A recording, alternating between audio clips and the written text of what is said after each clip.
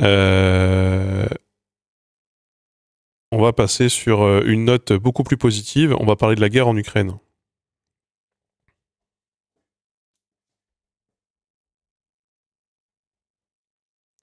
Transition. Wow. On a transitionné, ça y est. Nous sommes dans le monde d'après. Deux choses.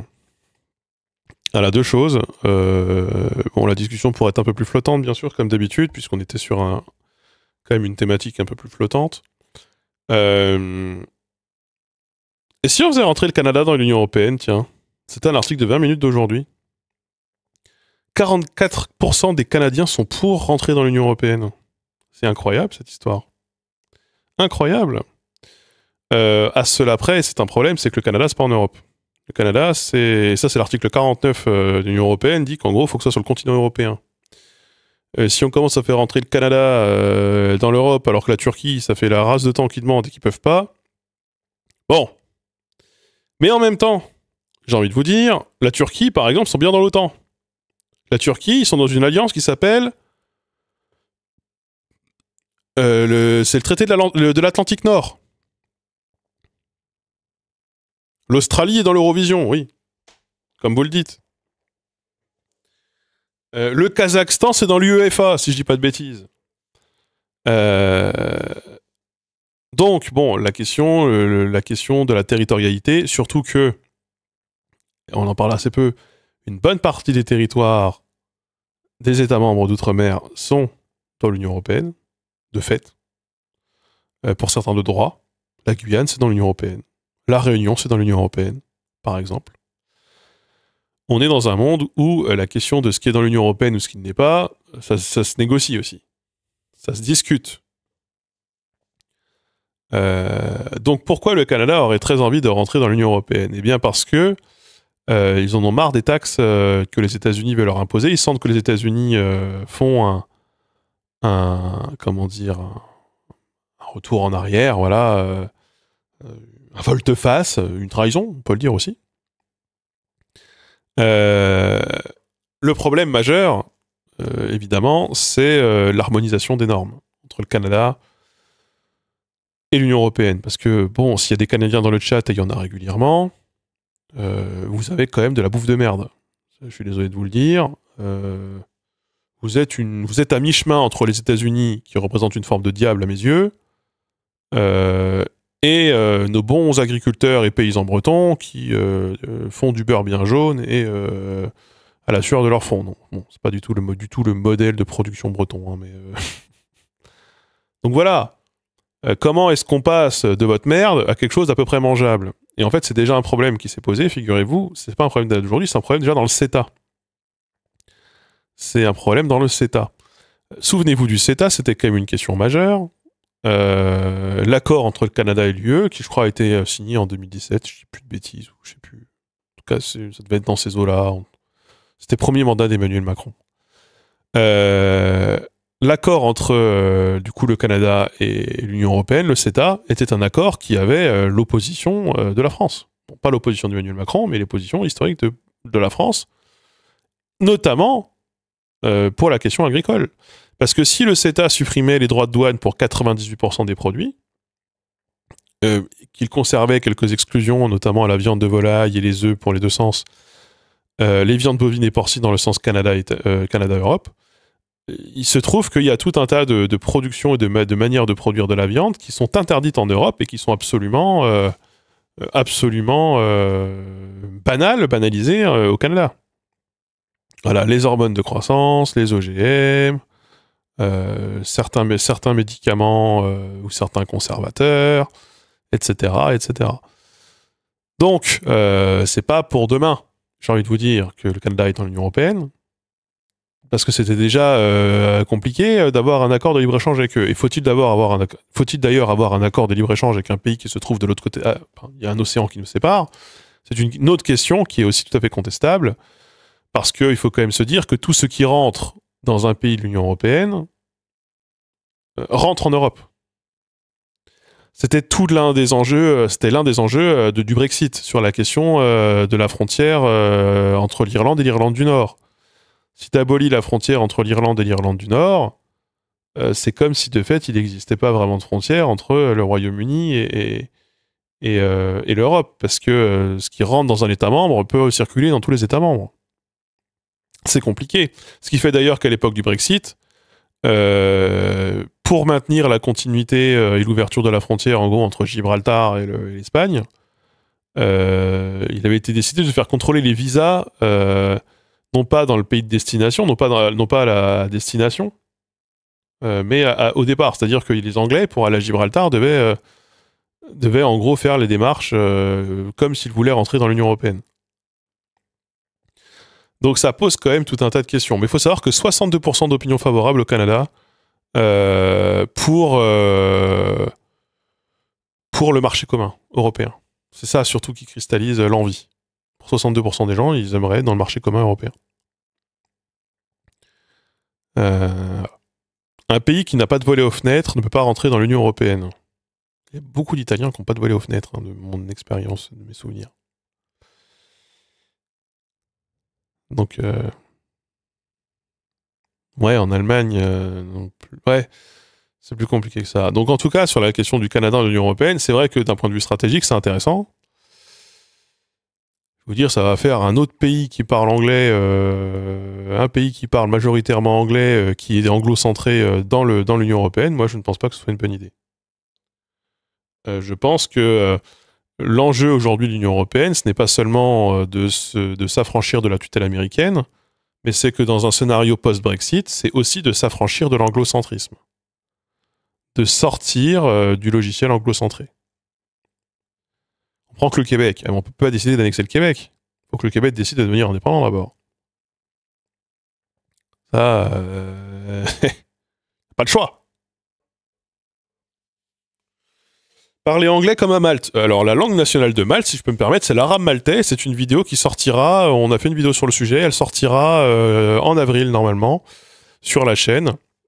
Vous n'hésiterez pas, bien sûr, à venir la voir. Mais la langue nationale de Malte, c'est l'arabe maltais. L'anglais est co-langue officielle, mais c'est l'arabe maltais.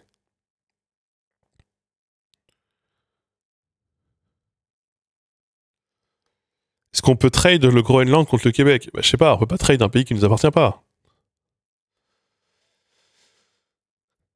Ma directrice de mémoire m'a dit qu'il voulait rentrer dans l'UE, j'ai pas su comment lui répondre que moi je voulais pas d'eux. Ah bah. Moi, voilà ma take. Je pense qu'il faut qu'on sorte de l'anglocentrisme. Les Anglais, ils ont déjà leur espace où ils sont tous mutuellement solidaires, solidairement cocus les uns vis-à-vis des autres. Qu'il le reste. Voilà. Les Anglais peuvent se faire baiser par les Américains et continuer d'en défendre les intérêts. Les Canadiens, bon là, Donald Trump a redit ce soir, j'ai vu ça vers 21h là, que il avait vraiment envie d'annexer le Canada et que les frontières des États-Unis étaient vouées à s'étendre. Il l'a redit.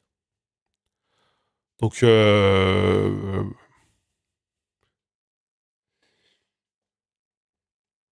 voilà, je comprends pas pourquoi il continue de se défendre. Je comprends pas pourquoi les Anglais continuent de le défendre, Donald Trump. Voilà. Bon. Une Europe décentrée de l'anglais, ça ressemble à quoi? Bah ça, on l'invente. Voilà, on l'invente.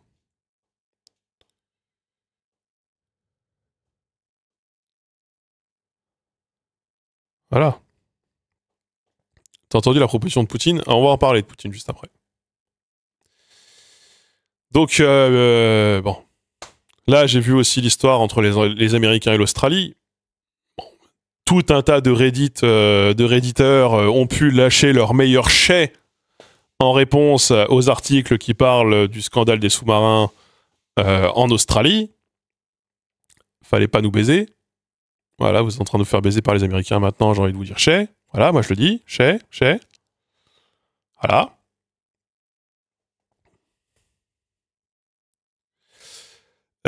Mais oui, nous avons eu une journée bien chargée sur la question de la Russie et de l'Ukraine. Vous savez que, en gros, Zelensky a fait des annonces disant que lui, il était pour un cessez-le-feu, il n'y a pas de problème. Se disant que de toute façon, Poutine allait refuser. D'ailleurs, Zelensky n'a pas attendu bien longtemps, parce que Zelensky a dit « Ah Poutine ne répond pas, Poutine ne veut pas du cessez-le-feu. » Et alors là, contre toute attente, Poutine a dit « D'accord, pour le cessez-le-feu. Mais par contre, je veux certaines conditions. » Il va demander des conditions qui feront qu'on ne pourra pas avoir le cessez-le-feu, c'est absolument évident. Voilà. C'est évident. Leur enjeu, il faut bien comprendre une chose. Vladimir Poutine, tout comme... De Villepin l'a dit d'ailleurs, mais je vous le redis, parce que du coup on en avait parlé aussi beaucoup lundi, Vladimir Poutine a vu sa cote de popularité exploser depuis qu'il a lancé la guerre en Ukraine, et la majorité de la population russe le soutient, et ils ont tous l'impression que une bonne partie d'entre eux pensent soit que la guerre en Ukraine est légitime, soit qu'il faudrait arrêter la guerre, mais c'est l'Occident qui ne veut pas arrêter la guerre. Et que du coup, la Russie ne fait que de se défendre. Et donc, elle doit bien se défendre, la Russie, parce que qu'est-ce que vous voulez qu'elle fasse sinon? Donc, eux, ils ont ce narratif. Poutine, c'est le narratif qui défend. Poutine n'est pas l'agresseur pour les Russes. Poutine, c'est celui qui permet à la Russie de survivre dans un monde où elle est agressée. Voilà. Et Poutine est à peu près sûr de pouvoir et de devoir gagner la guerre seul. En face, vous avez Zelensky. Zelensky est évidemment président d'un pays agressé. Ça, pour le coup, c'est évident. Zelensky, bon, on y est beaucoup moins maintenant, mais à la base, c'était quand même que l'Ukraine puisse résister et résiste seule face aux géants russes. Et en gros, ce que vous comprenez, c'est que dans les deux cas, vous avez deux pays en guerre, qui disent vouloir que la guerre s'arrête, mais qui se considèrent chacun agressés par l'autre, et qui considèrent surtout chacun qu'il faut gagner du temps. Parce que le temps leur donnera raison. Les Ukrainiens pensent que s'ils tiennent assez longtemps, la Russie s'effondrera, l'économie russe s'effondrera, ou on viendra les aider, ou j'en sais rien, ou ça s'enlisera, ou Poutine finira par chuter, ou j'en sais rien. Poutine pense que si jamais il tient, potentiellement il gagne du territoire, parce qu'il a une capacité de bombardement et d'armement qui est beaucoup plus forte, parce que potentiellement il met à genoux l'Ukraine, voire, soyons fous, il annexe la totalité du territoire. Si l'Ukraine s'effondre. Donc, nous sommes dans un monde où les deux essayent de gagner du temps. Il faut savoir quand même qu'il y a une chose qui est absolument centrale, c'est que Poutine a dit en gros, trêve définitive ou pas trêve, les cessez-le-feu temporaires, ça n'existe pas. Parce que, et là il a fait contre Kems, nous on dit il faut pas de cessez-le-feu temporaire, vous savez, parce que sinon la Russie pourra se réarmer et reprendre l'attaque. Et ben c'est précisément ce que dit la Russie. La Russie dit nous on veut pas de cessez-le-feu temporaire parce que sinon l'Ukraine elle pourra se réarmer et elle pourra nous rattaquer. Donc là on est dans un moment où ça s'enlise et en fait ça a l'air d'être beaucoup une bataille de communication. De celui qui passera pour le sauveur, l'homme bien, enfin le gentil du conflit. Pour que Zelensky passe pour le gentil, surtout après la séquence du bureau ovale avec Trump et tout ce qui s'est passé, il faut en gros qu'il montre qu'il est de bonne foi et que lui il a vraiment envie que la guerre s'arrête. Pour que Poutine passe pour le gentil, il faut qu'il montre que lui il n'a pas envie d'attaquer de manière déraisonnable un autre pays qui n'est pas le sien et qu'il est vraiment en train de se défendre et qu'il n'est pas en train d'attaquer. Donc du coup il doit dire oui, moi je suis pour qu'on arrête la guerre, bien sûr. Sauf que les conditions qui vont être posées pour arrêter la guerre sont évidemment des conditions qui sont inacceptables. C'est tout l'enjeu et c'est probablement ce sur quoi on va tomber, ce sur quoi on va... Voilà.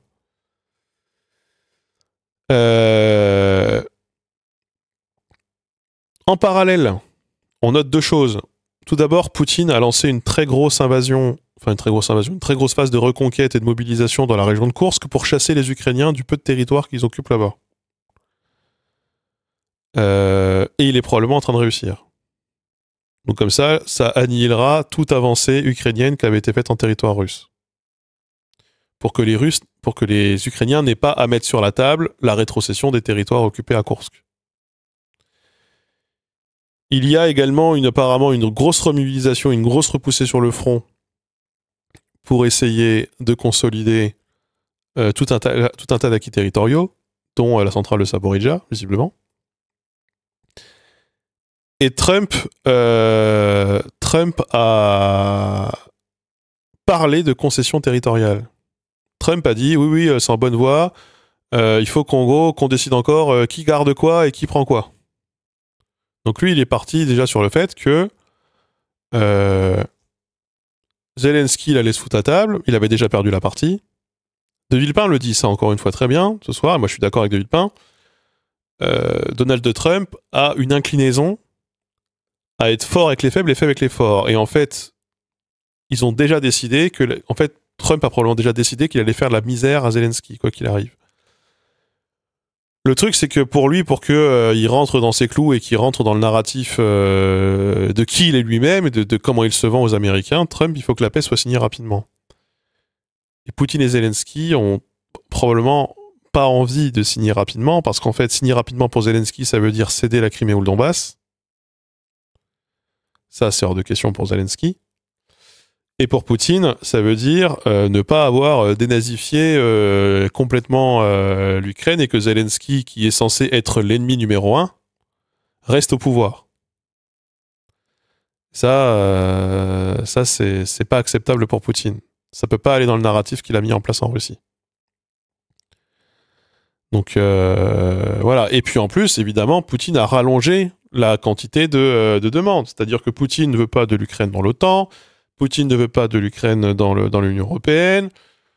Poutine ne veut plus de Zelensky à la tête du pouvoir, donc ça veut dire un changement de régime, un régime piloté par qui? On imagine par la Russie. Poutine ne veut pas de troupes de l'OTAN ou de l'Europe à tel endroit, dans tel pays, ne veut pas qu'il y ait tel truc ici. En fait, la quantité des exigences de Poutine ne fait qu'augmenter.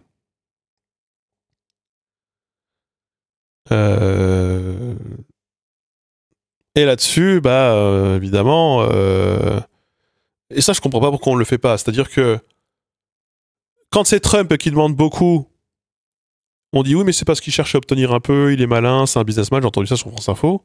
Quand c'est Poutine qui demande beaucoup, on dit cet homme est de mauvaise foi, il a pas envie de faire la paix. Mais moi je suis d'accord avec ça. Je suis d'accord, absolument. Et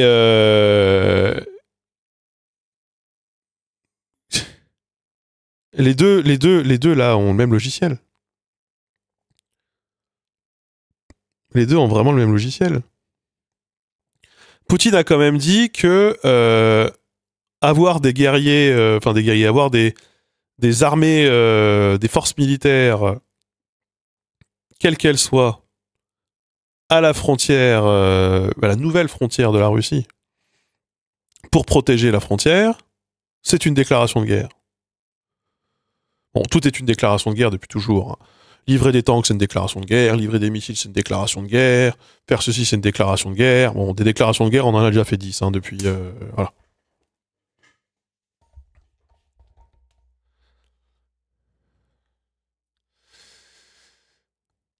Donc... la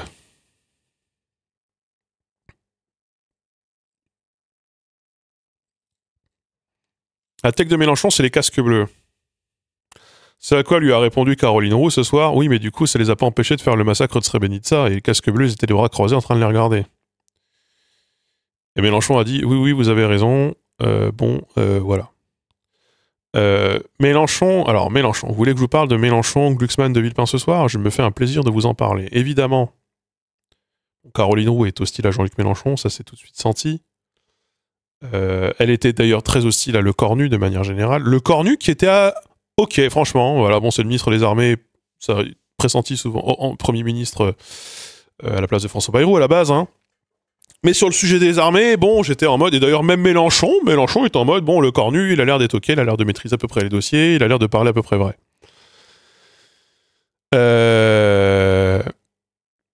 Ça nous fait bizarre d'avoir un macroniste qui sait à peu près de quoi il parle, c'est vrai que ça nous change. C'est vrai que ça nous change. Tous les désaccords que je puisse avoir, que je peux avoir moi avec lui, hein, bien sûr. Mélenchon, bon, lui, il est parti sur vive la paix, blablabla. Très honnêtement, ce que j'en retiens, c'est, en gros, il y a des choses très vraies hein, qu'il a pu dire, Jean-Luc Mélenchon, des choses avec lesquelles j'étais d'accord, mais quand même, en substance, ce qu'il essayait de démontrer, c'était la chose suivante, c'était de dire la France n'est pas directement menacée. C'est bien de penser aux autres, mais il faut quand même penser à nous. C'est important de penser à notre propre pays et la défense de notre propre pays et de nos propres intérêts quand même. Et il se trouve qu'aujourd'hui, ces intérêts-là, ils sont menacés par les États-Unis. Parce que ce sont les États-Unis qui nous font la guerre commerciale. Donc l'ennemi aujourd'hui, c'est Trump. Surtout et avant tout. Mais sur la question de l'international, parce que du coup on dit oui, mais du coup qu'est-ce qu'on raconte aux Ukrainiens, aux Estoniens, aux machins? Mélenchon il dit oui, mais la guerre c'est pas bien. Quand on se prépare à faire la guerre, c'est qu'on veut faire la guerre et c'est qu'on va faire la guerre, donc faut pas faire la guerre. Donc pour pas faire la guerre, faut pas se préparer à faire la guerre. Sinon, quand on se prépare à faire la guerre, on finit toujours par faire la guerre. Donc le meilleur moyen de garantir la paix, c'est de pas se préparer à faire la guerre. Il a dit un truc en mode, pour moi, de toute façon, l'Europe, ça a toujours été de l'Atlantique à l'Oural, et donc il faut arrêter de pousser les Russes dans les bras des Chinois, mais il faut les rapprocher de nous. C'est quand même pas impossible de discuter avec eux. Ensuite, de toute façon, pour faire la paix, elle arrive de fait quand tout le monde se sent en sécurité chez lui, et pour se sentir en sécurité, c'est normal, on a besoin de garanties. Donc en gros, il faut donner aux Russes ce qu'ils demandent, et comme ça, ils seront tranquilles et ils nous feront plus chier. Et puis après, il a dit, de toute façon, l'OTAN, en gros, c'est une machine à faire la guerre. Il faut qu'on arrête cette course à la militarisation. Donc non-alignement et altermondialisme. Nous, on devient une puissance non alignée. On fait surtout de la diplomatie. Et on essaie de collaborer avec toutes les personnes du monde. J'ai été assez peu convaincu, pas vous mentir. Ce à quoi, en gros, Caroline Roux lui a dit « Ouais, mais Glucksmann disent que vous êtes un munichois à la con et que on va bien se faire baiser avec votre ligne et en gros, poutinophile de mes deux, quoi. » Et Mélenchon, il a dit « Ouais, bah, c'est pas moi qui défendais la dictature de Géorgie, donc nique sa mère, Glucksmann. » Il l'a pas dit comme ça.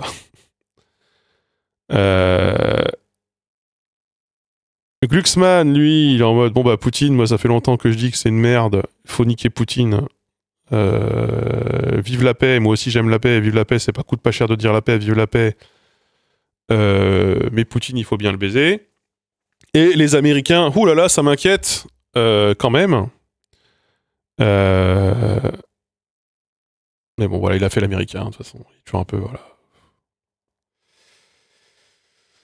Et de Villepin, il arrête la journaliste qui a essayé de lui faire dire qu'en fait il était proche d'un mec qui était pote avec Poutine, sauf qu'elle a confondu deux mecs. Il m'a dit oui, vous êtes pote avec, vous avez co-signé une tribune à l'époque pour dire qu'on avait trop fait chier les Russes en 2003 ou je sais plus quoi, avec un gars qui s'appelle Sergei Ivanov, qui est pote à Poutine. Il a dit non, MDR. Il a dit non. Igor Ivanov, il fait oui, Igor et machin. Fait non, mais Igor, vous confondez deux personnes qui sont complètement différentes. Vous avez confondu le nom de famille. Moi, je suis pote avec l'un, je suis pas pote avec l'autre, donc du coup, il a juste eu à répondre là-dessus. La journaliste s'est gourée de prénom. Donc elle a confondu que t'es... Apparemment, il a considéré que t'es pote avec le mauvais des deux gars. Mais il y avait chez De Villepin quelque chose bah, on sent quand même qu'il connaît un peu le sujet. Et sur la question de l'Ukraine... il a raison de dire que dans un monde où... En fait, il a raison. Il a absolument raison quand il dit qu'en fait, la seule chose qu'il faut voir avec un gars comme Poutine ou même un gars comme Trump, Ces gens sont des mégalos, sont des fous, ils ne s'aiment qu'eux-mêmes, ils n'aiment que la vision qu'ils renvoient d'eux-mêmes, ils sont attachés à leur propre image et sont des mégalos, potentiellement des psychopathes, il a pas utilisé ce mot-là. Et donc du coup, pour les faire chier, il faut les rendre impopulaires dans leur propre pays. Et on sait, pour Poutine, c'est difficile de le faire. Pour Trump, il suffit d'attaquer en gros les intérêts du paysan du Kentucky ou du petit citoyen du Nevada qui ont voté Trump et qui vont se rendre compte que ça leur coûte vachement plus cher de faire du biz en dehors de leur pays. Donc ça, c'est pour par les droits de douane. Donc il faut attaquer et surtaxer tout un tas de pays américains. Il faut faire la guerre commerciale aux États-Unis pour que ça érode sa base électorale et qu'ils deviennent impopulaires là-bas. C'est le seul moyen de faire tomber Trump. Lui, il disait il y a les midterms dans 2 ans. Allez hop. Voilà, voilà. Les œufs, là, voilà. Et qu'en gros, faut arrêter de faire les bénis oui-oui. Il l'a pas dit comme ça, mais c'est exact, c'est comme ça qu'on l'a ressenti. Hein. J'y crois pas à ça, les électeurs de Trump sont dans le gigaculte. Alors oui, mais il y a un subreddit qui m'a régalé, qui est... je crois que c'est Léopard Ate My Face. Donc le léopard a mangé mon visage. C'est un peu en mode, je n'aurais jamais imaginé que ces léopards me mordraient le visage. Et en fait, c'est que des posts de Trumpistes qui disent... Putain, je me suis bien fait baiser, mon meilleur pote immigré en train de se faire envoyer dans son pays, mon pote gay se retrouve dans la merde, je viens de perdre mon boulot à cause de Trump, alors que moi, je pensais que Trump il serait un peu plus malin et pas qu'il... Voilà. Et c'est que des gens, les vétérans, il y a beaucoup d'anciens vétérans qui sont en... qui mettent des panneaux, qui mettent des affiches en mode Trump enculé et tout.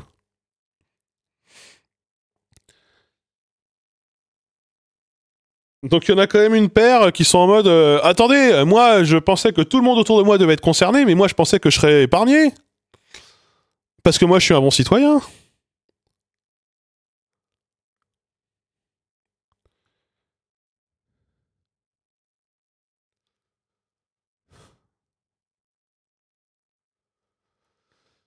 Donc on va voir. Hein.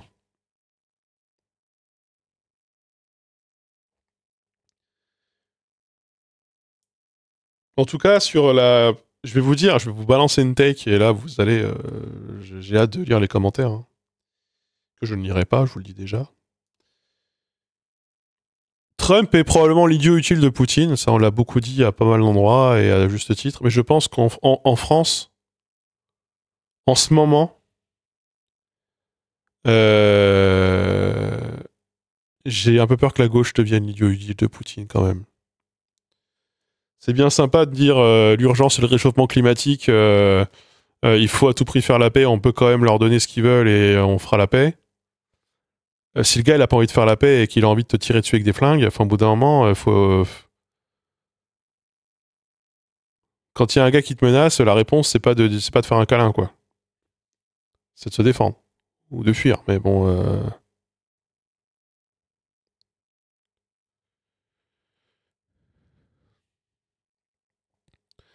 je parle de l'Ukraine. Hein. Je parle de Poutine et de l'Ukraine.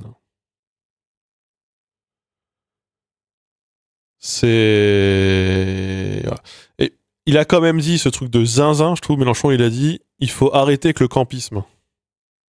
En gros, il faut arrêter d'être des bénis oui-oui de l'OTAN et des États-Unis. Mais d'accord, arrêtons le campisme. Moi, je suis d'accord. Moi, je pense qu'il faut qu'on se soustrait. Là, en ce moment, il faut vraiment se soustraire de l'influence des États-Unis. C'est l'occasion rêvée, il faut le faire. C'est ce que je ferais. Moi. Je partirais, je mettrais full là-dessus, boulet rouge. Et alors, en plus, j'ai envie de vous dire, et c'est une question qui a été posée à Le Cornu, et donc du coup, je vais vous le dire, moi, parce que lui, il a pas osé le dire, mais je vais vous le dire. On est les deuxièmes plus gros exportateurs d'armes au monde. La plupart de nos alliés américains se fournissent chez les Américains. La plupart de nos alliés européens se fournissent chez les Américains. Ouais, c'est je crois que j'ai dit. Bon, bref, peu importe. Bah, vendons-leur nos armes plutôt que qu'ils achètent celles de Trump, là. C'est une aubaine, ça, non? En termes d'économie.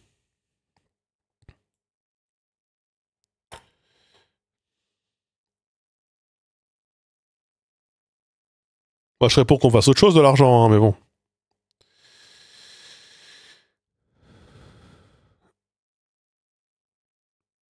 Bah, moi, je pense que le virage intéressant, ça aurait été de faire un virage full Ukraine, là. Ukraine, défense européenne.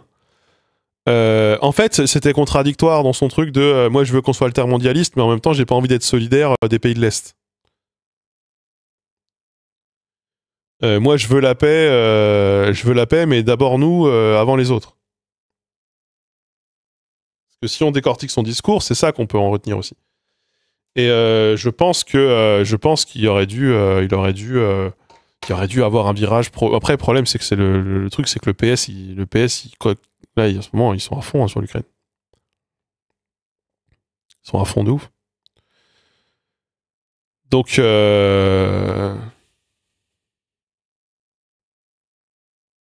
hmm. Après, le truc des lignes de prod qui peuvent pas suivre, c'était pendant le Covid, on était vraiment pas prêt à tenir face au Covid. Personne ne faisait de masque. Tout le cafouillage sur les masques, de obligatoire, puis pas obligatoire. Ça sert, puis ça sert plus, blablabla. Puis à la fin, il y avait tellement de masques que c'était à moins 50% dans toutes les pharmacies. Donc on peut transformer une économie civile en économie de guerre, sur eux. En tout cas, certaines entreprises peuvent faire le switch. Au besoin, surtout s'il y a un marché. Euh, le contraire est plus dur. Le contraire est plus dur, quoi. Surtout quand la commande, c'est l'État. Surtout quand le client, c'est l'État. Ça me fait penser aux vieilles citations d'Orwell, genre « la guerre, c'est la paix ». Hmm.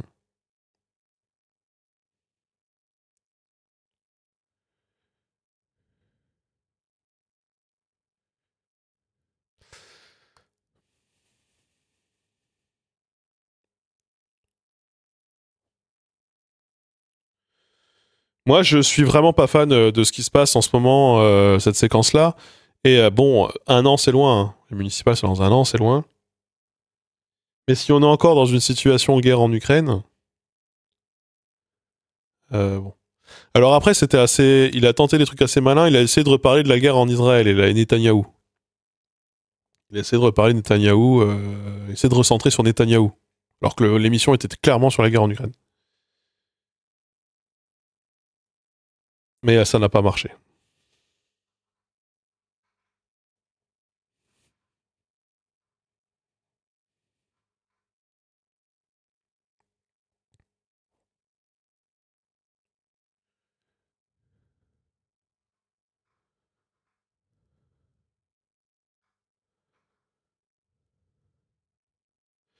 En même temps, pour Villeneuve Saint-Georges, il parle de Gaza. Bah, ça n'a pas marché non plus.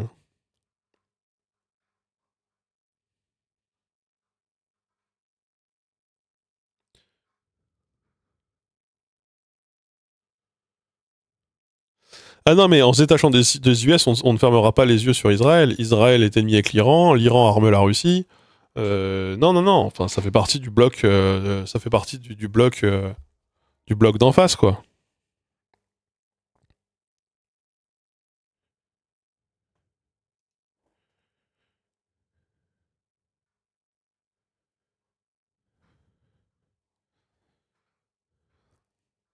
Cette séquence doit faire remonter le PS. Oui. Bah, c'est. Écoutez, je peux essayer de vous trouver un baromètre politique. Je sais pas s'il y en a un de récent.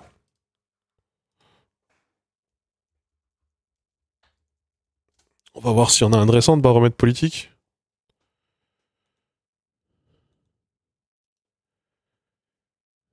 On en a un pour mars 2025. C'était le 6 mars. On va essayer de voir dans le 6 mars qu'est-ce que disait le baromètre politique. Alors, bah c'est ça, on en avait déjà parlé en fait. Emmanuel Macron a pris 6 points dans les sondages. C'est démentiel depuis sa prise de parole. Il a pris 6 points d'un coup. C'est fou. On est passé de 27 à 33% de code de popularité. La défiance à son égard a reculé drastiquement. 40% ne lui font pas du tout confiance contre 47% avant. Donc ça, c'est ce qu'on disait, hein, l'effet drapeau, hein, comme on l'appelle sur Emmanuel Macron, ça marche de ouf. Ça marche toujours de ouf. Les moments de guerre, on dit souvent les moments de guerre sont des moments impopulaires pour les chefs d'État. Mais non, les moments de guerre sont des moments extrêmement populaires pour les chefs d'État.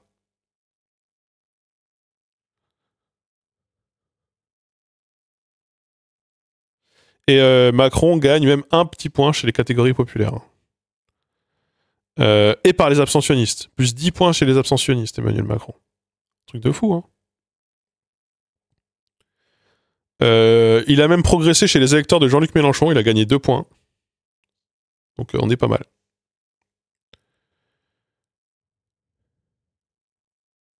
Ouais.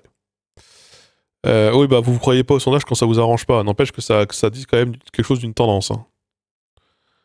Quand Emmanuel Macron il est détesté, tout le monde montre le baromètre politique en mode regardez, Macron est détesté, il est illégitime. Et quand Macron remonte, on dit non, les sondages sont faux. Le sondage, on en parle ici régulièrement, c'est le même baromètre avec a priori le même échantillon. Donc ça dit quand même quelque chose d'une forme de tendance. Voilà. Bruno Retailleau et Gérald Darmanin continuent à être très populaires. Et oui, je suis désolé pour vous. Mais voilà. Auprès des électeurs de gauche, François Ruffin, 57%, il prend 5 points. Là. Glucksmann a pris 3 points. Tondelier a pris 1 point. Olivier Faure a pris 8 points. Mélenchon n'a pas bougé. Mélenchon n'a pas bougé. Savoir que Dominique de Villepin s'est hissé à 39% de sympathie de la part des électeurs de gauche, qui est le même score que Jean-Luc Mélenchon a auprès de ces mêmes électeurs de gauche. C'est quand même fou. Hein. Voilà.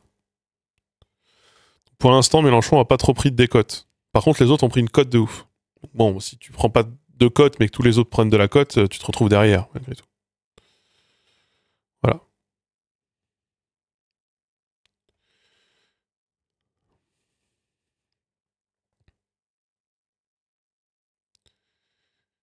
Là, je suis ELAB. Baromètre ELAB. L'observatoire politique du mois. Tous les mois, ils font l'observatoire politique. Tous les débuts de mois, ou toutes les deuxièmes semaines de mois, je crois. Donc c'est sur la cote de popularité. Après, je peux vous télécharger le rapport.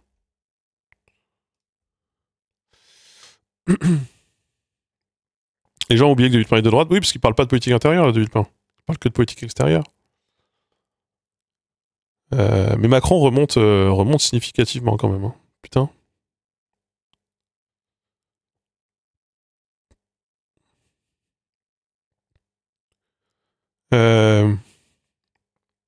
Ouais.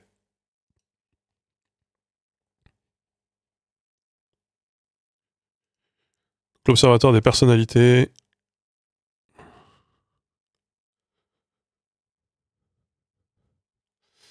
Jean-Luc Mélenchon, aujourd'hui, a une image très négative par 62% des Français. C'est le record d'impopularité. Je peux vous montrer le sondage, attendez. Je vais vous le montrer. On pourra en discuter, on discute des chiffres ici. Bon, il est stable du coup chez les gens de gauche en popularité, mais en impopularité, visiblement, ça grandit encore à droite. Et on imagine chez les abstentionnistes aussi.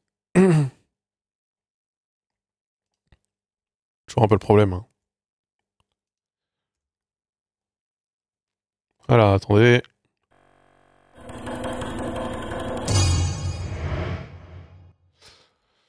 Donc là, je vous ai directement sorti le classement, je vous ai skippé toutes les parties blablabla sur la méthodo. Donc ça, image très positive. Ça, c'est l'ensemble des Français. Hein.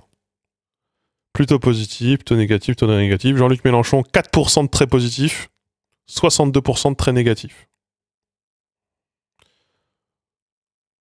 Ça bat Éric Zemmour, hein, qui n'a que 58. Voilà. Donc on est sur... voilà. Sinon, bah, dans les gens, les personnalités politiques préférées des Français, Édouard Philippe, Jordan Bardella, Gabriel Attal, Marine Le Pen, Bruno Retailleau, Gérald Darmanin. On est sur voilà, quelque chose de bien. 14% de très positif, hein, Marine Le Pen. 15% sur Jordan Bardella. Ça, c'est ensemble des Français. Hein. Donc, voilà, donc c'est pas... Forcément, si vous allez voir les camps, différences, évidemment. Savoir que Marine Le Pen, c'est plus de 80% d'opinion positive dans son camp, là où à gauche, c'est beaucoup plus fragmenté. Hein. François Ruffin est probablement la personnalité de gauche la moins détestée. Puisqu'il n'y a que 21% des gens qui ont une image très négative de lui. Là où, par exemple, Olivier Faure, c'est 23, Manuel Valls, c'est 37, etc. Manuel Bompard, 32. Ça, c'est les électeurs de gauche, maintenant. Là, on est sur les électeurs de gauche. Qui, les électeurs de gauche, aiment ou n'aiment pas? Alors, Dieu soit loué, 84% des électeurs de gauche ont une très mauvaise image d'Éric Zemmour. Ça rassure plutôt. 68% une très mauvaise image de Jordan Bardella, mais il y a quand même une partie des électeurs de gauche qui aiment bien Jordan Bardella, et ça, c'est quand même flippant. Et donc, François Ruffin est celui qui a la meilleure cote à gauche pour l'instant. Jean-Luc Mélenchon, quand même, 37% des électeurs de gauche le détestent. C'est quand même un obstacle. C'est à peu près autant que Xavier Bertrand ou Gabriel Attal. On est dans ces seuils-là. Voilà. C'est qui les 3% qui aiment Zemmour? C'est des gens qui sont un peu perdus. Hein. Voilà, bien sûr. Après, opinion positive ne veut pas dire vote. Hein. On parle d'opinion positive. C'est pas la même chose.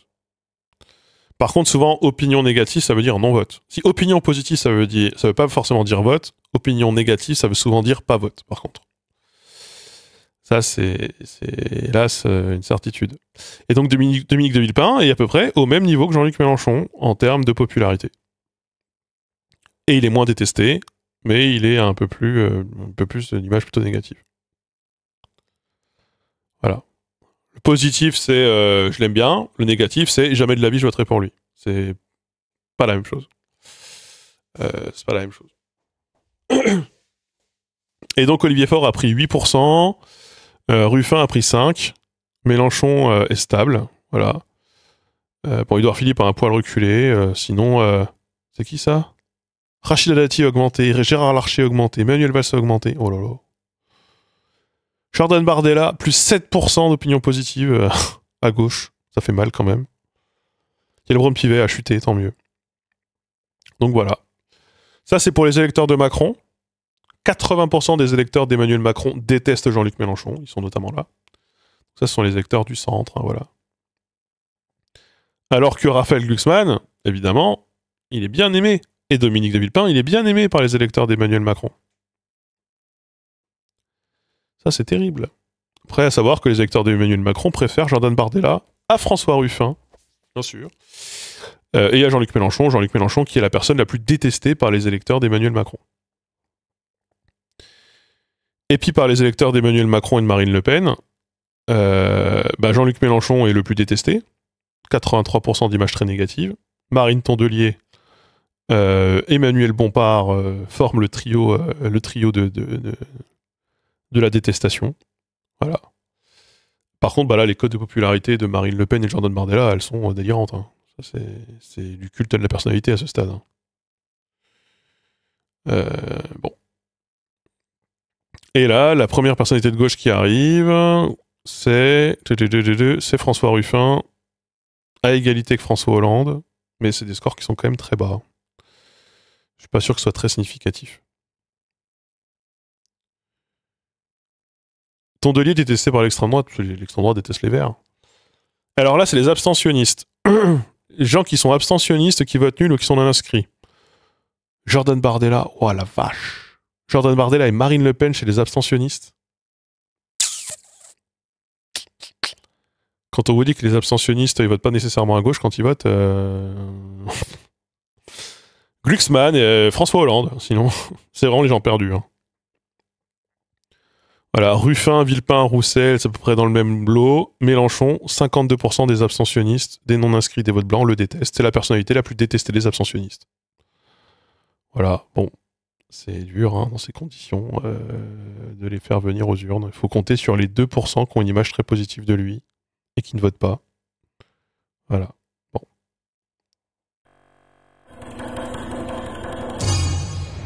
Merci John. Oui, je parle d'un sondage qui est sur un échantillon de 1000 ou 2000 personnes. Oui, je parle d'un sondage finalement. Je parle d'un baromètre. C'est toujours comme ça. C'est toujours comme ça. Et je vais vous redire ce que je dis tout le temps, c'est on peut pas juste se baser sur des sondages isolés quand ça nous arrange pour dire regardez on a raison et puis et puis arrêter de les invoquer quand on considère qu'on a tort. Il se trouve que le baromètre, on le regarde ici tous les mois, et du coup, on constate comment il évolue. Et on constate que sur ce même échantillon de Français, Jean-Luc Mélenchon, il creuse sa tombe, Jordan Bardella, il glow up, et c'est pas très éloigné de ce qu'a été le score des européennes, de la tendance du score des européennes il y a moins d'un an, quoi. Donc bon, ça a l'air d'être à peu près confirmé par les résultats électoraux, hein. Pareil pour Glucksmann, le fait que Glucksmann il était haut dans les sondages, tout le monde disait que ce gars il va rien faire, ça va retomber comme un soufflet. Bah, il a cartonné aux européennes.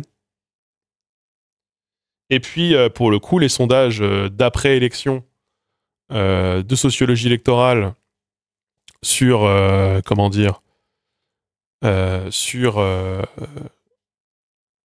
les résultats de vote et qui avait voté quoi et quoi machin, on s'est rendu compte qu'en fait faire venir les abstentionnistes aux urnes, c'était bien pour la gauche, mais c'était surtout très bien pour l'extrême droite. Parce que oui, les abstentionnistes ne votent pas qu'à gauche. Plutôt pas, ils votent anti-système. Et anti-système, c'est à la fois voter la France Insoumise et voter Rassemblement National. Donc, bon, j'ai envie de vous dire, en ce moment, c'est ce qui se passe. On regardera le baromètre dans 2 ou 3 semaines, on verra l'impact de la guerre en Ukraine sur le baromètre, et vous verrez qu'Emmanuel Macron est remonté plus haut. Vous verrez que De Villepin, il va monter, à mon avis. Vous verrez que l'extrême droite va probablement stagner parce que l'extrême droite en ce moment se tait. L'extrême droite, vous remarquerez que Marine Le Pen, là, elle court pas après les micros en ce moment. Hein. Et elle a raison. Hein. Parce qu'ils savent qu'en se taire. Que Jordan Bardella et Marine Le Pen, là, ils courent pas après les micros en ce moment. Donc, voilà. Et vous verrez que, probablement que la France Insoumise va être un poil pénalisée par, quand même...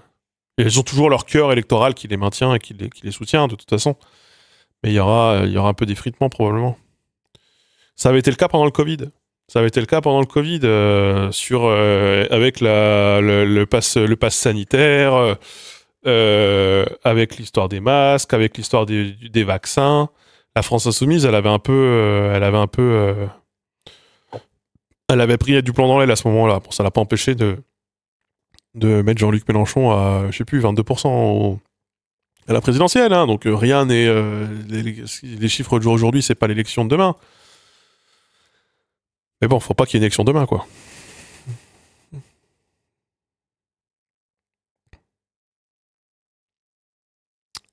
Ah, Marine Le Pen, elle a dit que la priorité, c'était de combattre l'islamisme. Mais Marine Le Pen, tu lui demandes de ce qu'elle pense de Trump, de Poutine et de ce qu'il faut faire là actuellement, elle botte en touche.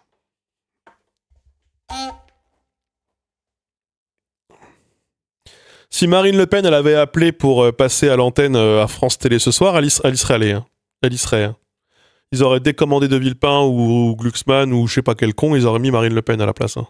Sans problème. Hein. Passe un coup de téléphone. Ça fait partie des choses que Jean-Luc Mélenchon a encore comme pouvoir. Quand Jean-Luc Mélenchon passe un coup de téléphone et qui veut passer à la télé, il passe à la télé.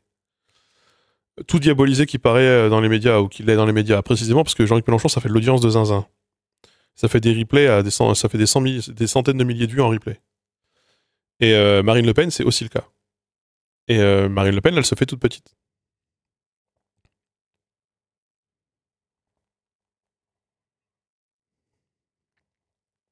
Et oui, à l'Assemblée, ils n'en parlent pas du tout. Tu les as pas en matinale là pour t'expliquer c'était quoi leur position dans les débats actuels sur la défense européenne ou sur la position de la France vis-à-vis de l'Ukraine. Là, Marine Le Pen, elle attend.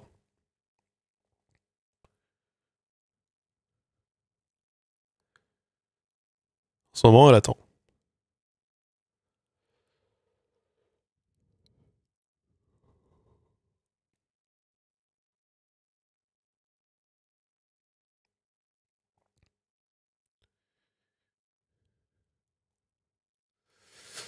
Donc, on verra ce qu'il en advient. Moi, j'ai l'impression que c'est un peu notre crise du Covid de ce mandat d'Emmanuel Macron. Emmanuel Macron, le Covid, quand le Covid s'est arrivé pour Emmanuel Macron, il lui restait 2 ans de mandat. On disait c'est foutu pour lui. La gauche, elle a un boulevard. Tu parles qu'elle avait un boulevard. Elle en avait un de boulevard. Hein. Et on s'est englué, on était nuls. Pendant le Covid, la gauche a été nulle. Hein.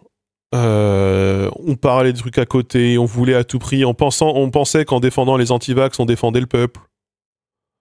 Quelle connerie, ça encore. On a été voir Didier Raoult, lui sucer la bite, putain. Ça, tout ça, c'était des moments qu'on peut oublier, quoi. Et ça a pas aidé à rattraper le retard, je pense, face à Emmanuel Macron, qui n'avait pas grand-chose à faire pour être réélu. Après, une campagne électorale, c'est autre chose. Hein. Mais pendant le Covid, on se disait, Macron, c'est finito. Voilà. Mais là, ça se trouve, là, on se dit, la gauche, elle est absolument désastreuse maintenant, et qui sait ce qui peut se passer la campagne de 2027, c'est dans 2 ans.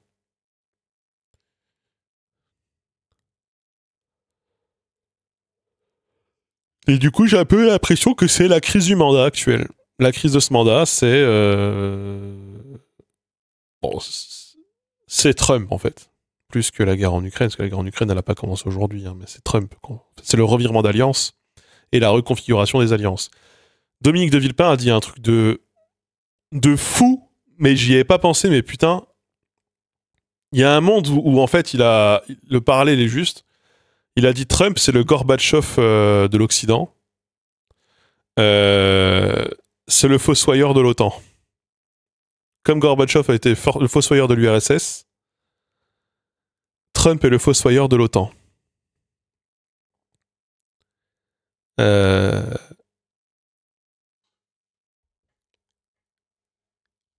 Et bon, peut-être que c'est comme ça que la Chine et la Russie nous voient. On est rentré en décadence. Il a la vision, ce bâtard.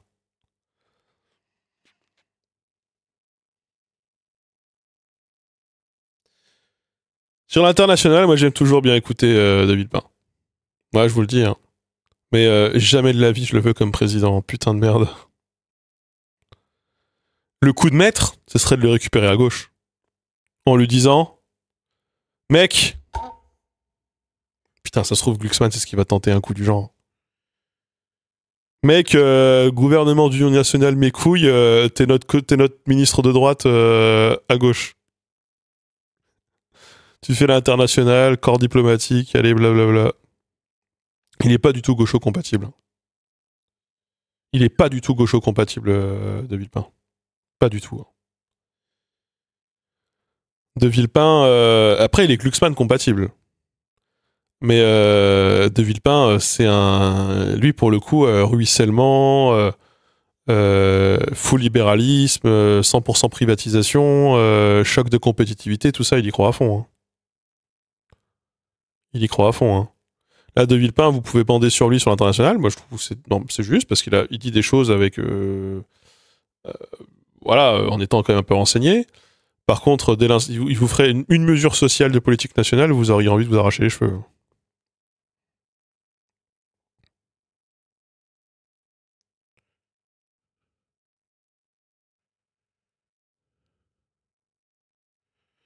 Privatisation des autoroutes, ouais, après ça date d'un peu avant, mais oui.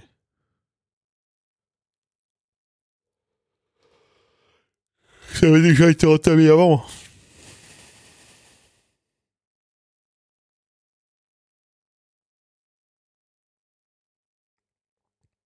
Et je vous dis que Glucksmann et De Villepin, sur la politique intérieure, ils sont en phase.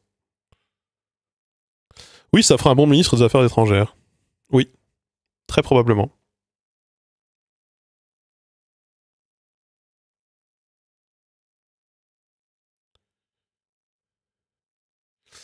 Quand la Chine envahira Taïwan, je suis pas sûr qu'il sera solide, De Villepin.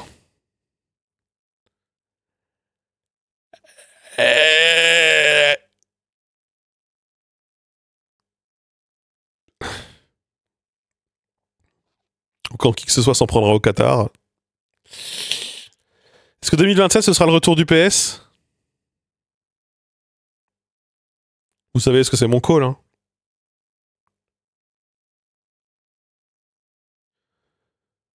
On verra si mon call... on verra prochain meeting du Parti Socialiste, mais... est-ce que François Hollande, c'est pas quelqu'un qui a de la vision et de l'expérience?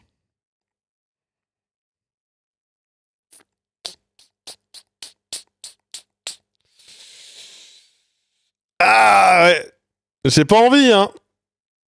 J'ai pas envie du tout. Mais c'est la petite musique qui monte.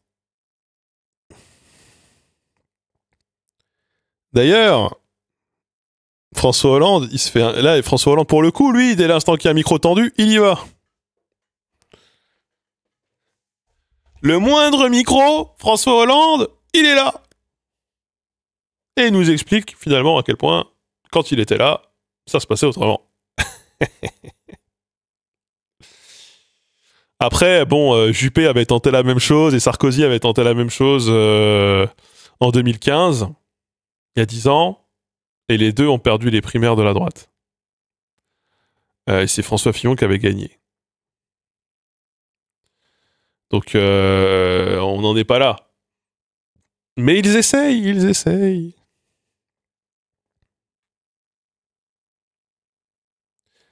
Après, si je peux me permettre, le président du Parti Socialiste ne sera pas forcément le candidat du Parti Socialiste en 2027.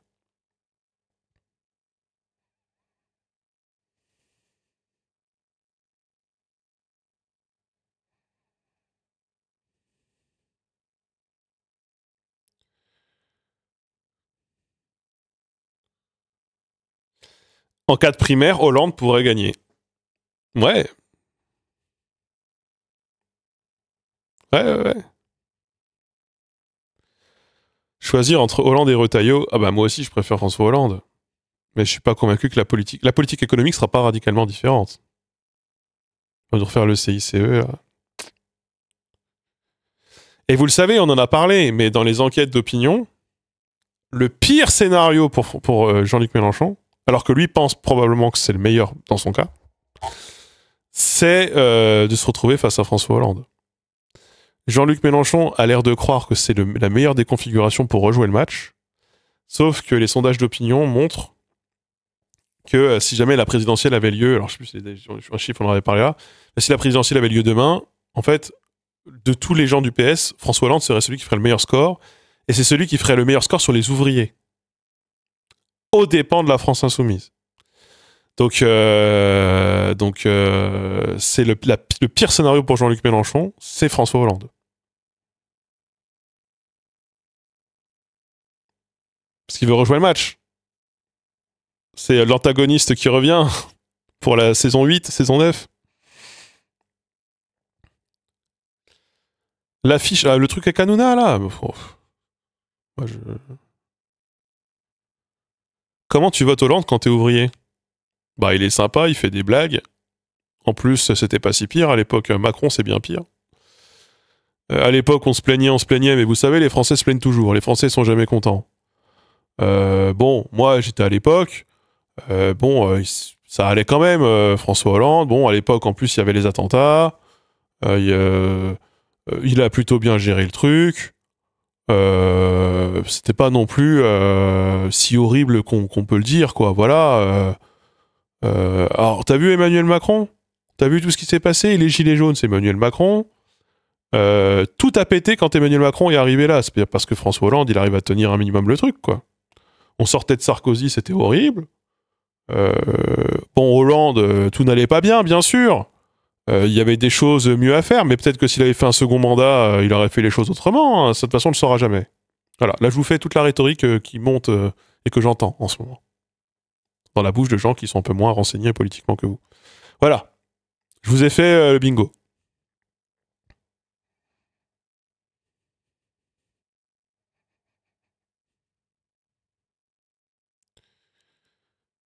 François Hollande avait fait de très bons scores chez les ouvriers et de très bons scores chez les personnes issues d'immigration. Après, ce sera peut-être Boris Vallaud, hein, ou j'en sais rien, ou Glucksmann.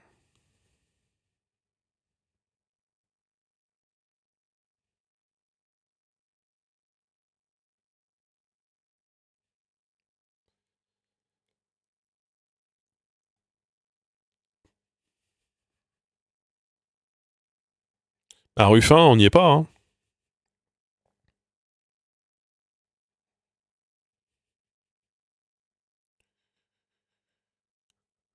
En Marche, c'est qui le successeur? Attal, Darmanin ou Retailleau? Qui sait? Braun Pivet a très très envie aussi. Boris Vallaud, il est sympa. Ouais, en plus, sa femme était ministre sous Hollande. Son ex-femme, sa femme. Le retour de Besancenot en légende. Putain, il arrive avec un look rocker là. Personne ne le voit venir. Un peu, vous savez, un peu en mode Yann Brossa. Le glow-up de Yann Brossa là. Où il est passé en peu en mode un peu street, parrain. Ce qui l'a rendu vraiment beaucoup plus populaire. C'est Philippe, le successeur de Macron. Moi, je pense que ça marchera pas. Je pense qu'Edouard Philippe, tout ce qu'il construit, c'est pour rien.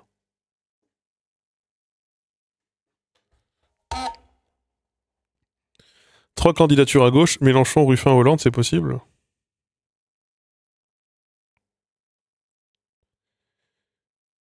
Moi, je crois à un scénario de candidatures. La France insoumise contre le reste du NFP, qui feront leur primaire.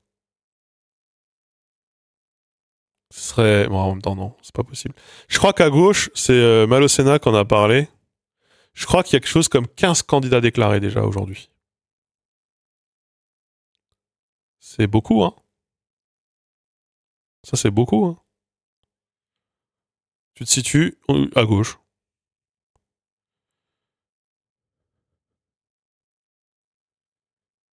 Mais à Ruffin, là, il n'y a plus d'espace. Ruffin peut revenir uniquement si jamais il y a une fronde sociale forte. Si on parle d'international, Ruffin, il est foutu. Si la campagne... On n'y est pas du tout. Hein. On n'y est pas du tout. Là, c'est parce qu'on est dans cette séquence-là. Mais si on imaginait là qu'on avait une séquence full internationale, guerre en Ukraine et une élection présidentielle dans ces contextes-là, Ruffin, il a aucun espace. Ruffin, il n'existe pas. Mais ce serait très dur pour la France insoumise aussi. Clémentine Autain, elle n'en lira pas.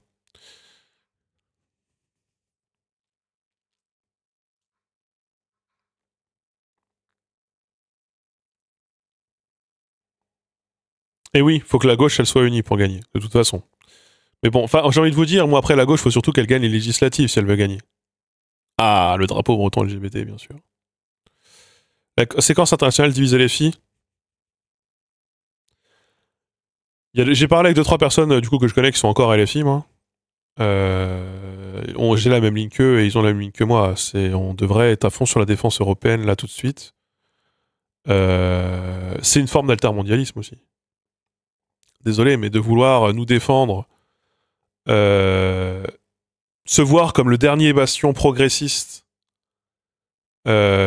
qui est assailli de toutes parts et qui doit se construire, enfin profiter de ce moment-là pour se construire avec ses voisins, collaborer avec ses voisins pour essayer de garantir sa paix et sauver son modèle social, ça pourrait être un arc en fait, ça pourrait être un arc et une orientation en termes de com.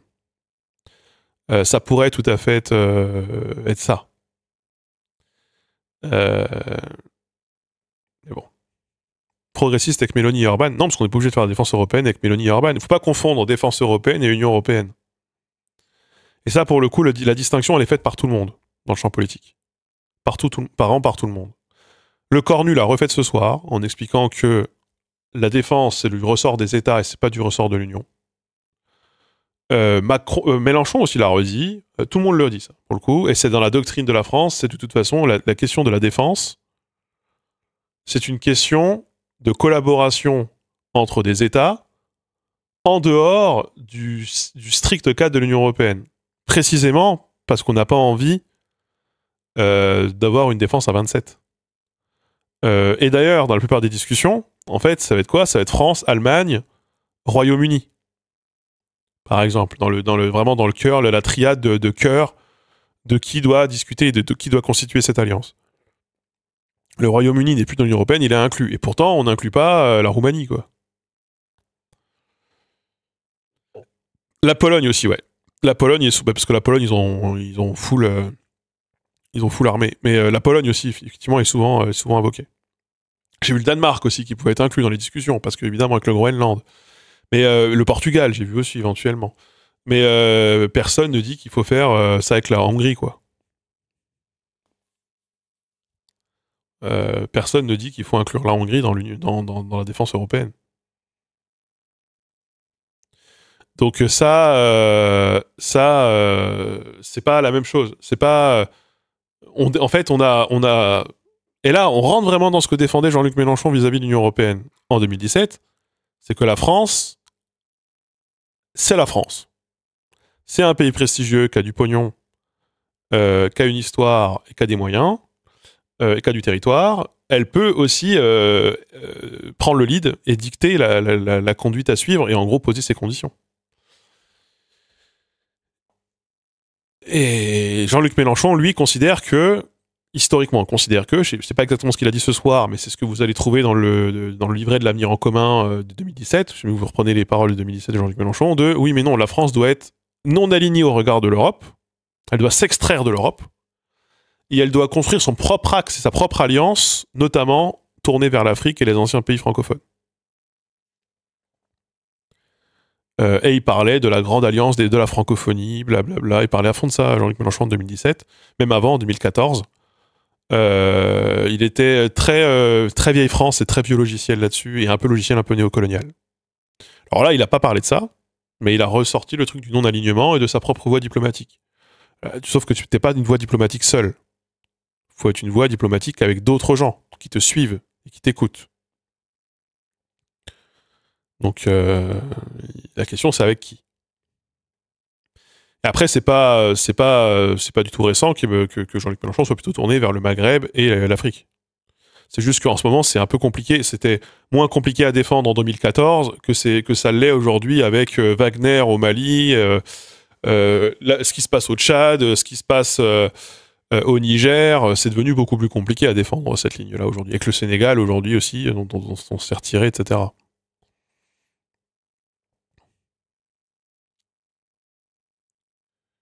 Il y a eu le délire Alba, oui.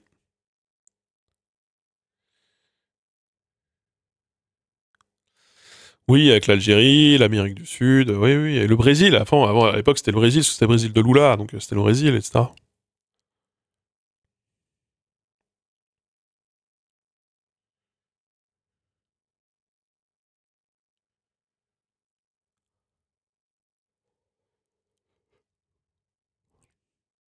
Ouais, Jean-Luc Mélenchon, il aime pas trop les Slaves de l'Est. Oui. Mais moi, je le trouve un peu béat quand il dit il faut rapprocher la Russie de l'Europe et pas l'en éloigner, comme si c'était du ressort de l'Europe. À partir du moment où toi, tu dis je veux pas de l'Ukraine chez nous, c'est quand même ça. Jean-Luc Mélenchon te dit je veux pas de l'Ukraine chez nous, mais on aurait dû faire rentrer la Russie dans l'Union européenne. Ce que il a redit, c'est pas lui qui l'a redit, c'est Bompard qui l'avait redit là il y a quelque temps. Quand tu construis le puzzle, tu te demandes en fait s'il n'y a pas un peu de géométrie variable quand même. Euh, alors que moi je suis plutôt pas pour que l'Union européenne intègre l'Ukraine, cela dit, hein, mais pour d'autres raisons, hein.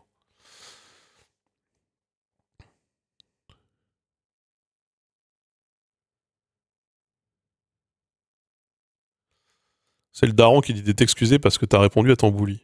Ouais, peut-être, je sais pas.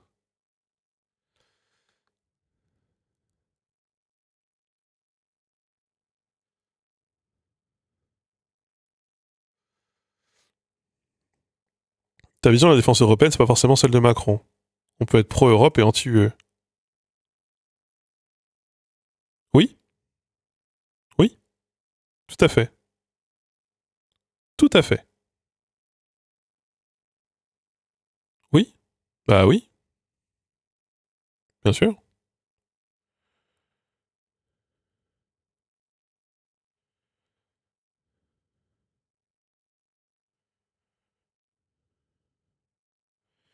Quel est ton souhait en dehors des prédictions pour 2027?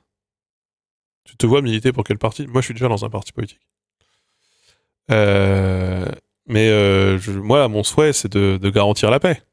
Mais ça se décrète pas, la paix. Et je suis désolé, Caroline Roux, tout aussi insupportable que soit cette journaliste et de droite qu'elle soit, Caroline Roux a raison quand elle dit, et ce que De Villepin, d'ailleurs, a redit, concernant Macron, tu ne vas pas à la table de négociation si tu n'amènes rien à poser sur la table. Et c'est précisément ce qu'a été faire Emmanuel Macron quand il a été voir Trump. Il est arrivé sans rien mettre sur la table. Tu négocies pas tu négocies ni avec Poutine ni avec Trump si t'as rien à poser sur la table. Et poser la paix, ça, ils s'en battent les couilles. Ils s'en battent les couilles de la paix. Si t'appelles Vladimir Poutine pour lui dire, mec, ce serait sympa que t'arrêtes la guerre, qu'on arrête là parce que le réchauffement climatique, il s'en bat les couilles. Il a 80 ans à moitié, le gars. Dans 10 ans, il est crevé. Qu'est-ce qu'il s'en bat les couilles du réchauffement climatique?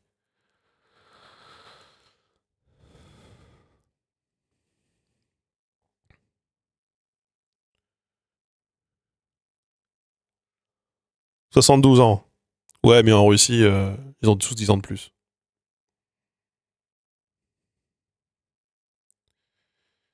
Ce que je veux juste vous dire, c'est que le réchauffement climatique, moi je suis d'accord que c'est un enjeu pour l'humanité. En gros, il a dit ce truc qui dans l'absolu pourrait être vrai si on était face à des acteurs rationnels, de dire le réchauffement climatique, on n'y peut rien. Là, actuellement, dans l'état actuel des choses, alors que la diplomatie et la paix, ça on y peut quelque chose, il suffit juste qu'on discute. Donc il faut focaliser ce sur quoi on ne peut rien, parce que sinon ça va nous tomber sur le coin de la gueule, on va tous mourir, le réchauffement climatique. Et la diplomatie, bah, comme c'est des trucs entre êtres humains et qu'on peut discuter, ça va se régler si on discute. Et comme ça, on pourra tous se battre que de manière unie et commune et tous ensemble contre le réchauffement climatique. Mais ça marche pas comme ça.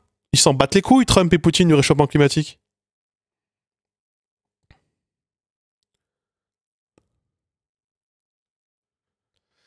Et là, pour moi, c'est une position qui est tenable dans un monde qui est rationnel.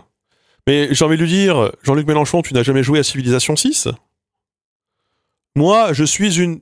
Je pop en haut dans la banquise. Et le gars qui me fait chier, qui est numéro 1 au classement, il a des terres inondables. Mais moi, je réchauffe la planète comme Jaja. Je la crame, la planète. Je veux qu'il finisse sous l'eau. J'aurais même pas besoin de lui tirer des bombes dessus. Et il meurt. Et il s'effondre. Et moi, je glow up. C'est un peu ce que Poutine il dit sur le changement climatique, je pense, aussi. Hein. Puisque Poutine, vous savez, s'est prononcé à plusieurs reprises sur la question de l'Arctique. La question de la prospection en mer d'Arctique. Donc, il attend peut-être un peu que ça se réchauffe encore. Hein.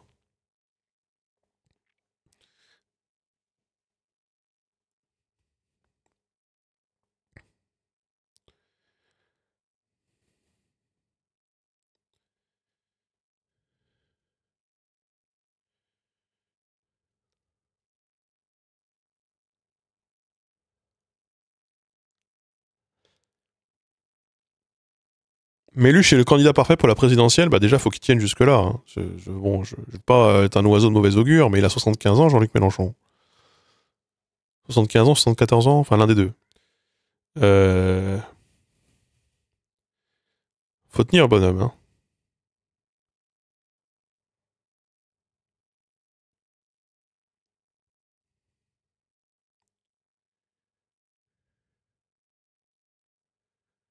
Après, j'ai vu que les Ukrainiens, là, ils sont en train de faire un truc, ils sont en train de mettre en tabarnak des 3 Européens. Ils sont en train d'attaquer des oléoducs par lesquels transite une partie du gaz qui finit en Allemagne. Je les ai vus là, ils ont fait des attaques de drones sur des installations, des installations gazières par lesquelles transite une partie du gaz qui finit en Allemagne. Pas dit que ça allait rendre populaire. Parce que c'est vrai qu'il y a ça aussi. Hein.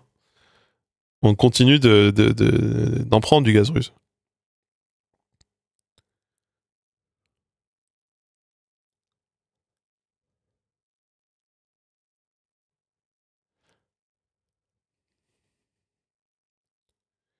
« 72 ans. Mélenchon ou Poutine? Ils ont le même âge en fait. Ils étaient à l'école ensemble.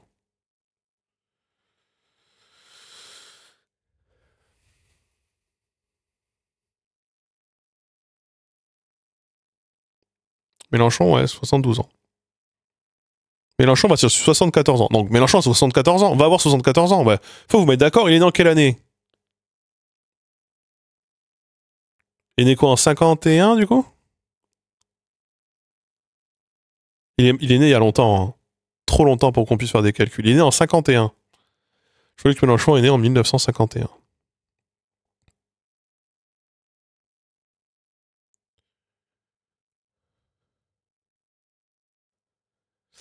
L'Europe a acheté plus d'énergie fossile à la Russie qu'elle n'a envoyé d'aide à l'Ukraine. En numéraire, ouais, bah peut-être, ouais.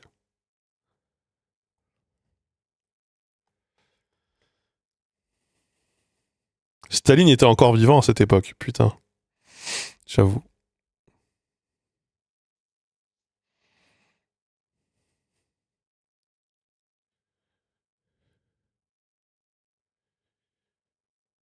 Il avait 17 ans, 68, ouais.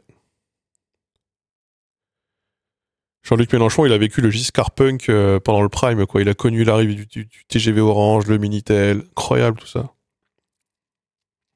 On parlait plutôt de lutte contre l'anglocentrisme en Europe. Ça fait des mois que j'apprends l'allemand parce que j'habite à côté, que je me rapprochais de mes voisins teutons. Est-ce que tu connais des streamers germanophones dans ton style? Ou celui de Maudit Usul? Non, pas du tout. Et en fait, ça, c'est l'un des problèmes, si vous voulez parler de la création sur Internet, l'anglocentrisme de la création sur Internet, à laquelle la France est assez résistante, mais ça n'a pas toujours été le cas. Par exemple, un gars comme MV ou une meuf comme Little Big Whale ont commencé en streamant en anglais, en pensant qu'ils auraient plus de viewers. Euh, Aujourd'hui, ça fait partie des gros streamers français. Ils se sont rendus compte que streamer en français, en fait, dans un écosystème qui valorise quand même notre langue et la création en français, c'est quelque chose de bien.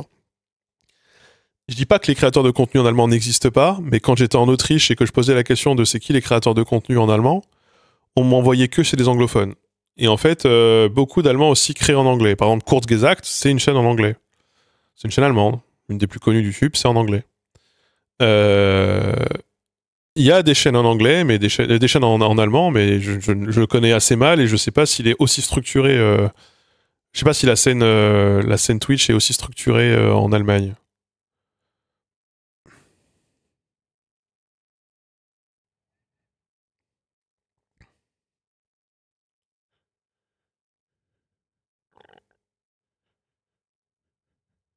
C'est vraiment à l'heure de se dire qu'on va créer en français pour avoir plus de public.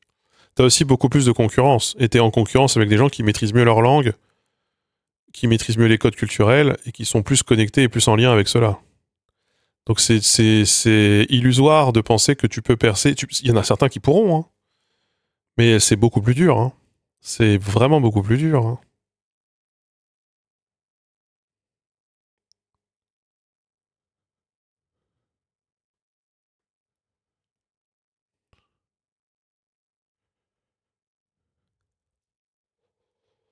Et dans le bon fuseau horaire, ouais.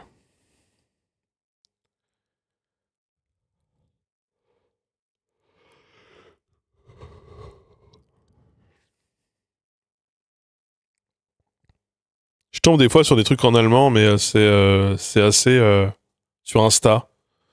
C'est assez rare et c'est assez marginal.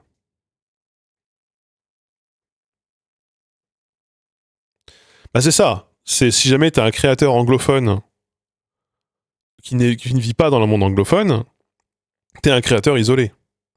Et c'est déjà dur d'être un créateur isolé dans sa propre langue, dans sa propre communauté. T'as pas de lien, t'as pas de bond vraiment avec ta communauté sur beaucoup de points qui sont des points culturels. Et moi, j'en suis plein des streamers qui sont des streamers étrangers qui streament en anglais, mais qui ne font pas assez de vues pour vivre. Hein. Peut-être qu'ils en feront moins, peut-être qu'ils en feraient moins autrement, mais ils en font clairement pas beaucoup. Hein. Pas le vortex en allemand, non. Et non, il y a pas le vortex en allemand.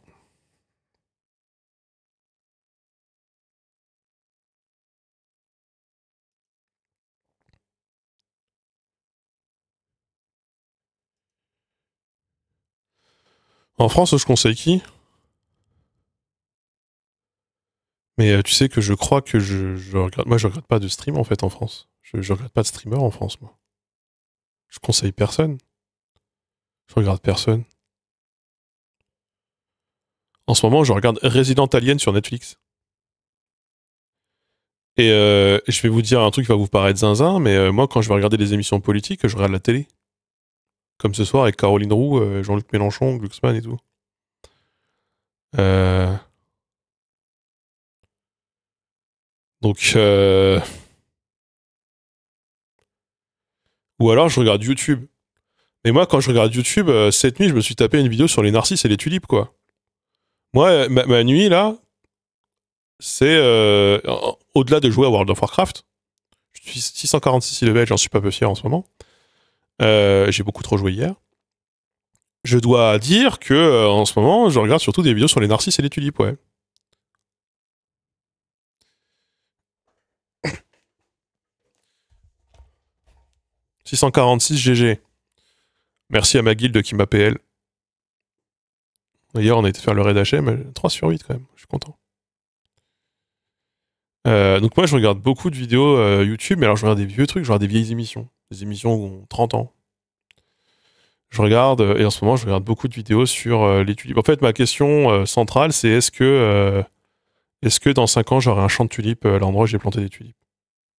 Et des narcisses. Voilà. J'ai appris que les campagnols bouffaient les tulipes, d'ailleurs.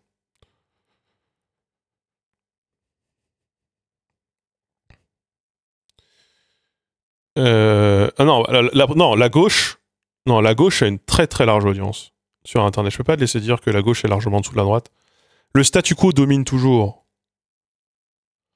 Mais sur le marché des idées assumées, la gauche est bien positionnée. Après, la gauche a pas de thune pour le coup, ça c'est sûr. Mais ça fonctionne. D'ailleurs, pardon, rien à voir, je vous fais un appel, je fais pas un appel à contribution, j'aurais dû le mettre dans le titre. J'ai changé toute la page Tipeee.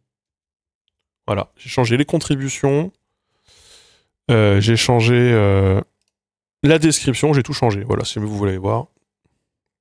Ça faisait 10 ans que j'avais pas changé. Du coup, dans les prix, j'avais mis 2 euros le prix d'un sandwich, 5 euros le prix d'un McDo. Non, 5 euros le prix d'un kebab, 10 euros le prix d'un resto. C'était ça les anciennes contributions.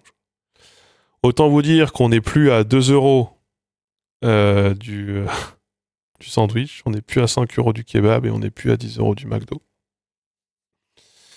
C'était vrai quand j'ai créé ma page Tipeee.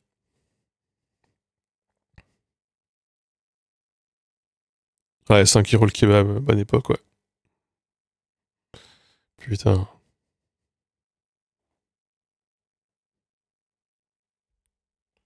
Ouais, l'inflation, hein.